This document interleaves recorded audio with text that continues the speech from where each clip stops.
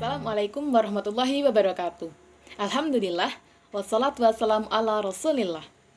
Perkenalkan, nama saya El Agustiana, mahasiswi Prodi Pendidikan Biologi, Universitas Negeri Padang. Pada kesempatan kali ini, saya akan melakukan praktikum mandiri dari rumah untuk mengidentifikasi struktur makroskopis dari mikroorganisme yang menyebabkan kerusakan pada makanan. Bahan makanan, selain sebagai sumber gizi bagi manusia, juga merupakan sumber makanan bagi mikroorganisme. Pertumbuhan mikroorganisme pada bahan pangan itu dapat menguntungkan dan juga dapat merugikan bagi manusia. Peranan yang menguntungkan misalnya dalam pembuatan yogurt, tempe, dan lain-lain. Sedangkan peranan yang merugikan itu dapat menyebabkan pembusukan ataupun kerusakan pada bahan pangan. Mikroorganisme yang menyebabkan pembusukan pada bahan pangan itu dapat berupa bakteri ataupun jamur.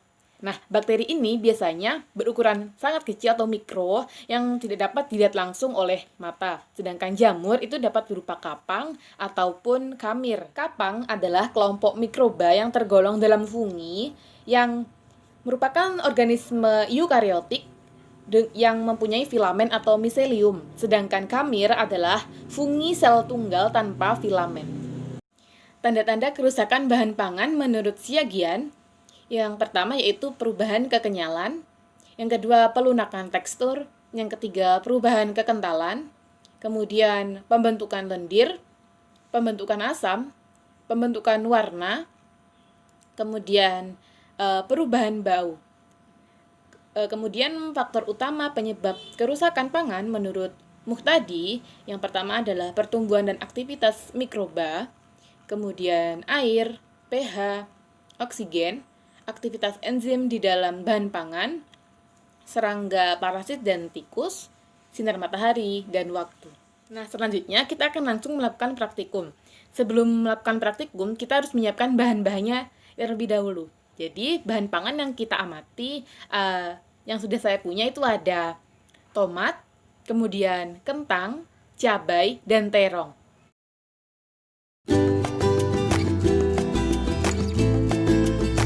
Selanjutnya, kita memerlukan alat sederhana karena kita praktikum mandiri, kita memerlukan masker, kemudian sarung tangan. Nah, bahan yang pertama yaitu adalah tomat. Tomat atau Lycopersicum esculentum.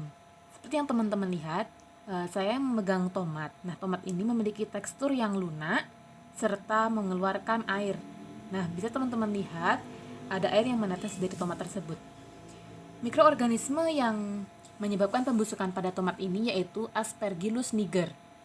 Aspergillus niger mempunyai hifa bersepta, koloninya berwarna putih dan berubah menjadi hitam ketika konidia dibentuk.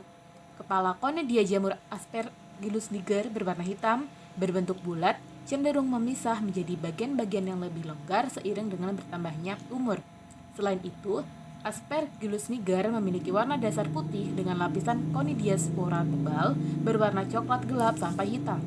Secara makroskopis, permukaan terlihat berwarna kehitam. Baiklah, bahan yang kedua yaitu terong atau Solanum melongena. Pada Solanum melongena yang bisa teman-teman lihat ini, ia memiliki bercak berwarna coklat di bagian luarnya serta berair. Nah, mikroba yang menyerang terong merupakan mikroba yang menyebabkan kelunakan pada terong yang disebabkan oleh Erwinia carotophora yang menyebabkan warna terong menjadi coklat keabu-abuan, kulit menjadi keriput, dan bagian dalam berair. Nah, seperti yang dapat teman-teman lihat, di sini ada bercak-bercak warna kecoklatan dan membusuk. Nah, bahan selanjutnya yaitu kentang atau Solanum tuberosum. Kentang, seperti yang dapat teman-teman lihat ini dicirikan dengan bercak berwarna coklat, kemudian ada yang berwarna putih. Nah, pada kentang ini mikroba yang menyerangnya yaitu Aspergillus niger. Aspergillus niger memiliki hifa yang bersekat, koloninya berwarna putih dan berubah menjadi hitam ketika konidia dibentuk.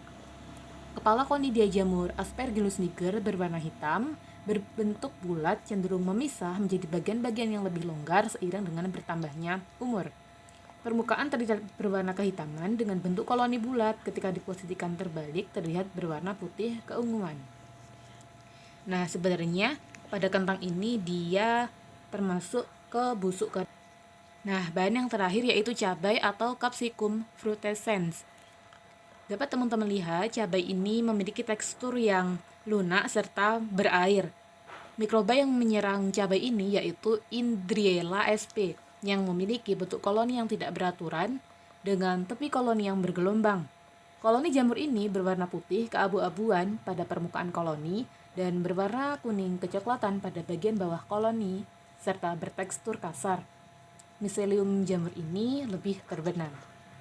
Nah, ini dia jamur yang termasuk ke dalam busuk lunak. Barangkali demikian praktik mandiri pada kesempatan kali ini. Jadi bahan pangan dapat dirusak oleh mikroorganisme, bisa dari bakteri ataupun jamur. Nah, teman-teman, ayo kita jaga kesehatan kita untuk mengkonsumsi makanan yang baik, makanan yang halal. Kemudian tetap jaga kesehatan di rumah. Dan wassalamualaikum warahmatullahi wabarakatuh.